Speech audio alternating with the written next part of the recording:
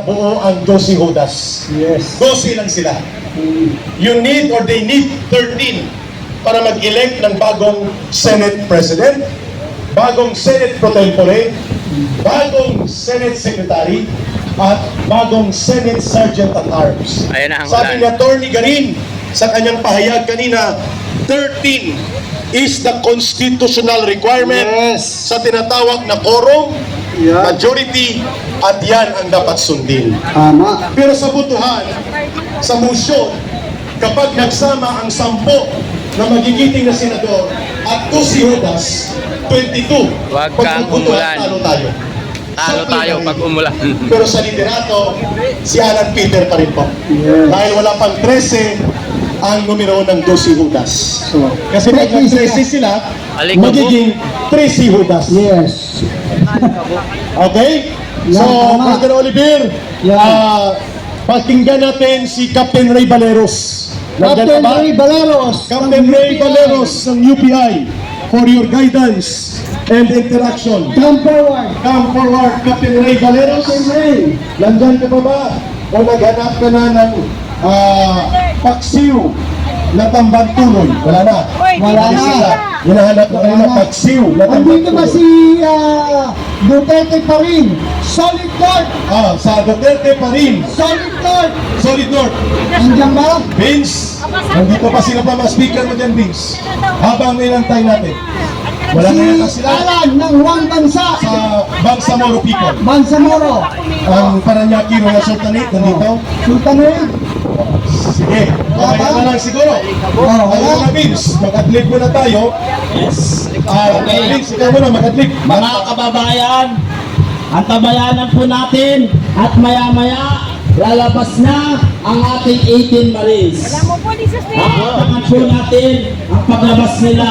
Babantayan po natin sapagkat hindi natin alam ang kung ano ang nasa utak ng nasa administrasyong ito. Alam naman natin na wala sa katinoan ang administrasyong ito. Kaya kailangan natin mapagmatyag sa lahat ng galaw ng sangay ng gobyerno ngayon. Ingatan po natin at protektahan ang mga taong tunay na nagmamahal sa ating inang bayan. Kaya dapat mga kasama,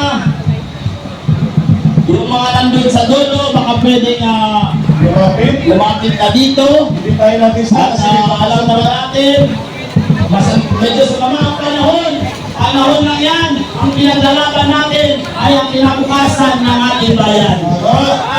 At mga kababayan, announce na kanina si Senator Alan Peter Cayetano, there will be another schedule of Senate Blue Ribbon next week. Pero si Pendalo, nagsabi na siya ay Senate Blue Ribbon din siya. At sa Lunes daw, may Senate Blue Ribbon din siya. Sarili niya. Sarili niya. Hindi po pagkanipaniwala na mag-lead ang isang magnanakaw sa Blue Ribbon. Anong kredibilidad niya na mag-lead ng Blue Ribbon, manghuhusga siya mismo ang nagnakaw. Ang mga nagnanakaw ay dapat ipinukulong, ay hindi nag-iimbestiga. Tama si Vince. Tama po. Dapat ang mga magnanakaw, lahat ng binanggit ng ating mga 18 Marines, tayo mga ordinaryong Pilipino, sabay-sabay natin silang sampahan ng kaso sa ombudsman. Kung talagang si Boying Rimulya ay hindi namumulitika at kung patas ang kanyang pagsiservisyo. At kami ni Vince, ni ng Councilor Tatay Rani, next week, kung magkakaroon ng Senate Blue Ribbon Committee dahil tinatanggalan tayo ng signal, internet connection, magbubuo tayo ng People's Court dito. Yes! At gagawa natin ng program. Ang mga reklamo ng taong bayan ay kay Tatay sa Cebu, namatay ang kanyang mga kababayan sa baha. At dito, nilitisin na natin sa harap ng kalsadang ito, sila Marcos, sila Romualdez, at ang 12 Judas. Pwede ba yun?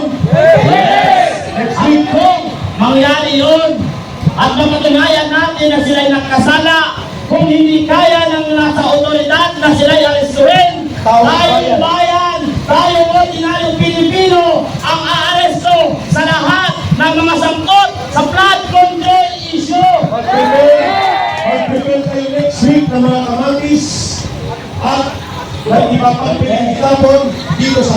partner. Mabuti ko ba natin ito ng next week? Baka hindi na. Baka hindi na. Oo. Marami pa tayo parating na mga kasama. Tama? At kaya tayo nandito sapagkat sinosustain natin ang panawagan that we are going to hold the line. Ipakita natin dito kay Marcos Jr. sa kanyang mga alipori sa sindikato that the Senate of the Philippines belongs to the people. Yes! Ang Senado ay nasa soberenya ng kapangyarihan ng taong bayan. Tama. Yan po kung bakit nandito tayo. At dapat din natin ipalala kay Ginoong John Vic Lemuria na dapat niyang respetuhin ang mga senador. Correct. Dahil yung mga senador na nandyan sa loob ng Senado ay ibinoto po natin yan. Ibinoto ng taong bayan yan. Si John Vic Lemuria, kaya lang nandyan yan sa pwesto niya dahil sa profession niya, dahil iwot niya sa alapos. Patulan tayo. Hindi siya binoto ng taong bayan. At hindi siya pwede makialam Yes. sa panloob ng proseso ng isang legislatura, kagaya ng Senado. Yes. At kaya natin siya pinatanawagan na arestuhin sapagkat anybody who violates the proceedings of the Legislative Committee and any legislative body ay pwede po ipailalim sa aresto. Yes. Kaya Ang dami na niya na idol, ah. Kung mo gusto mo, mamasang maging senador, tumakbo ka na lang. Grabe, oh. Kasi senador, kung mananalo ka. Sigurado yan na inalampaso ng taong bayan. Yes. At kahapon, Prince, habang nag-antay tayo ng next speaker natin, nag-announce si Senator Amy Marcos. Attention! Sabi niya, kung ang iyong trust and approval rating ay negative 15, patungkol sa kanyang kapatid na si Bongbong Marcos Jr., ibig sabihin, hindi ka na tinatanggap ng Yes! taong bayan. Yes! Ka na. Yun po ay para kay Bongbong Marcos, the highest na paglagapag at paglugmok sa pagtitiwala ng taong bayan in a sitting president, si Marcos Jr. po, negative 15. Tama. Mayroon pa siyang negative 27. Kaya Ito ang pinakamalala, Vince. Yes. Kaya dapat, kung may hiya pa siya sa kakapalan ng mukha niya, kusa na siyang bumaba. Bumaba na siya sa pwesto. Habang may natira pang konti para maayos natin ang Pilipinas. Ibigay niya na sa taong karapat-dapat na magmaniobra ng ating bansa. Ayun. Yes. Tama yun. Sapagkat, tama yun. If we want a peaceful transition of power, the only constitutional successor na walang dugo at walang karahasan at pwedeng suportahan ng mga pulis at ng AFP is the constitutional successor, Yes. the Vice President. Yes. Kaya nga ang panawagan ko kay Ginoong Browner, total, palagi niyang pinagmamalaki na pro-constitution siya. Ngayon na binababoy ng ilang senador ang constitution natin, ano ang reaksyon mo sa nangyayari sa pagmababoy ng constitution natin? I agree yan sa kanilang Malinaw na malinaw po na kung ang ordinaryong Pilipino ay wala nang matakbuhan dahil lahat ng sangay ng gobyerno ay iniipit ng administrasyon, saan dapat sila tatakbo? Dapat ay sa may AFP. Yan. Sila points kinasuhan. Nung kami mag-rally ng sa EDSA, ang sabi ko lang naman doon sa harap ng mamamayan, ang Article 2, Section 3 of the 1987 Constitution, nagsasabi that the armed forces of the Philippines shall be the protector of the state and the people. And if Marcos and Romualdez are corrupting the people and corrupting the state, they cannot be protected by the AFP. Tama? AFP should stand by the side of the people. So ano pong mali doon, hindi ko pinanawagan na magpudita. At pag sinabi po natin armed forces, it refers including to the Philippine National Police. Yes. Sila po yun at ang AFP. At partner, ang ginagawa natin ngayon, hindi po ang ating gobyerno ang gusto nating pabagsakin, kundi ang namumuno sa ating gobyerno. Na kumukurakot at lumalabag sa saligang batas. Mga kababayan, tanong ko sa inyo, sino po ba ang dapat na idemanda ng inciting to sedition at rebellion? Di ba yung namumuno? Dahil ang namumuno natin, sila mismo ang sumisira ng integridad at ang ng Pilipinas, ang ating dignidad. Sila ang dapat na demanda. We are going to report to you, mahigit na po 500 ang mga nandun na gusto mag-join dito. Hindi na makapasok. Bakit po? Hinaharap ng mga pulis para hindi na tayo dito makapasok. At dito rin mayroon din na hindi na. Mayroon tayo negotiation doon sa ating team. Mga kapulisan, Announce na namin dito. sinabi na po namin kanina, pinagbigyan na po namin kayo. Sana naman, tumupad tayo sa usapan. Huwag tayo magkalimbingan. Ito na. May negotiation na doon. Antayin natin kung ano mangyayari. We already sent negotiation. Yes. Okay. Kung hindi nila papasukin, lahat tayo lulusok doon. Ayun. So mga kababayan, pakinggan muna natin isa sa mga speakers na volunteer. Please, pagbigyan na natin to. Kanina pa ito Yes. na lumapit. Galing sa Duterte Solid North Volunteers Group Organization. 3 minutes.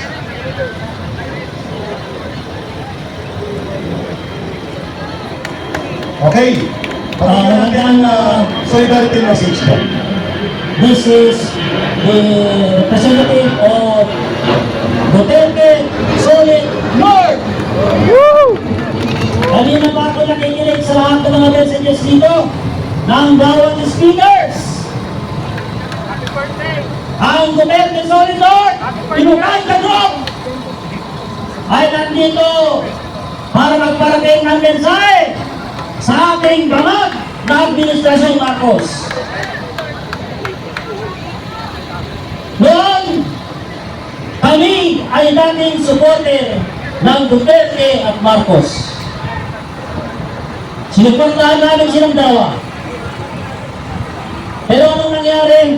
Nagkaroon ng rivalry between sa Duterte at Marcos dahil sa mga iilang tao na nasa likod nitong ating sindikatong pamahalaan.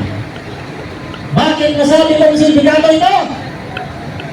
Dahil lahat na nagpaparating ng kanilang mensahe dito sa internetong ito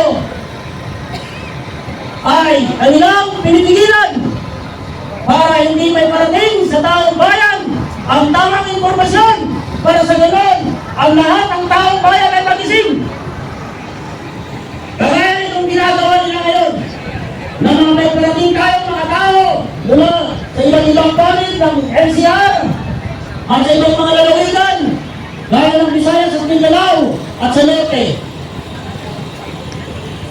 Ngayon, kung tayo ay magdikta rin sa kanila ang karapatan ng taong bayan ay nasa konstitusyon. Ang karapatan ng bayan ay nasa rules ng korte. Baka hindi natin alam, lahat ng sumasali dito ay hindi ninyo alam ang karapatan ninyo. Ayon sa Section 5, Rule 113, tingnan ninyo lahat yan sa inyong mga Google. Ang Section 5, Rule 113 ng Philippines Rules of Court, yan ang kapangyarihan ng taong bayan para arestuhin si John Villanueva dyan sa loob ng Senado na nakikialam dyan sa isang institusyon. Wala siyang pakialam dyan sa loob ng Senado dahil isa siyang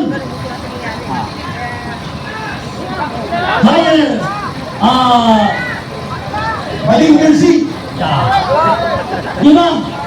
Siya ay isang inupoint. Inupoint lang siya. X-Men daw. Ano yung ibig sabihin ng X-Men? Dating lalaki. X. Men.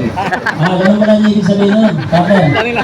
So, ngayon, siya ang inupoint ng Pangulo bilang DILG. Wala siyang pakialam dyan. Dahil sa mandato ng DILG ay malayo sa kanyang pinuntahan dyan sa loob ng Senado. Bakit? Hindi ba natin kayang arestuhin si John Villan? Kayo! Ng pagkakasama sa taong bayan? Mamaya daw, mamaya. Any members Philippine National Police, Armed Forces of the Philippines, government officials, and public employees. Nasasakop yan sa Section 5, Rule 113 ng Philippines Rule of Law. Yan ang tanging nating mamamayang Pilipino na dapat huwag nilang pigilan ang taong bayan na dumalo dito sa pagtitipon na ito. Huwag nilang pigilan ang pagpasok ng mga pagkain na siporta na manggagaling sa ating mga donors. Nagpapasalamat din tayo dito sa mga 18 Marines na mula doon sa White Plains kaninang umaga na ating sinamahan. Nakapag-upload ako kanina, doon pa sa may Diwata, Kampas. Ako isa lang. Na dapat bigyan tayo ng way para makapasok dito, para may bulgar ang katotohanan kung sino-sino ang mga magnanakaw sa taong bayan. Huwag nila tayong pigilan. Okay, hindi ko na papatagalin ang lahat dahil marami pang susunod na magsasalita. Ako ay nagpapasalamat sa mga tropa na nandito na gabi-gabi natutulog kahit sila ay nilalamok, nahahamugan. Sila ay nagtitiis dito dahil sa tunay na laban nandito sa lansangan. Mabuhay tayong lahat! Mabuhay ang mamayang Pilipino! Boy! Mabuhay ang pag-aisa ng sambayanang Pilipino. Ayan, Pangke. Magandang balita. Yes. Pinapasok na sila. Ang dami nating mga kasama papunta Ayan na na. dito. Ayun na. Sa kami na nakakarating. Ang mga volunteer Yes. na magbibigay sa siyeno. Kaya abangan po natin. Marami pang paparating, partner. Marami pa, partner. Kaya ang sabi ko sa iyo, pagdating ng alas 5, abot tayo ng... Pagdating ang ating milyon na tayo. Yes. Okay. At ngayon, pakinggan natin ang boses ng mga nanay. Vendors muna. Ang mga vendors na siyang bahagi ng ating haligi sa ekonomiya ay mayroon pong gustong pahayag sa nangyayari at kaganapan sa ating bayan. Halika na po dito, nanay. Brother Venus. Pagpakilala na po kayo. Hello po. Magandang hapon po sa ating lahat. Ako po si Remy Montemayor, taga San Fernando, Pampanga po. Pero sectors po ng vendors sa Divisoria. Kami po ay saksi po talaga sa flood control. Kami pong pamilya, biktima po kami.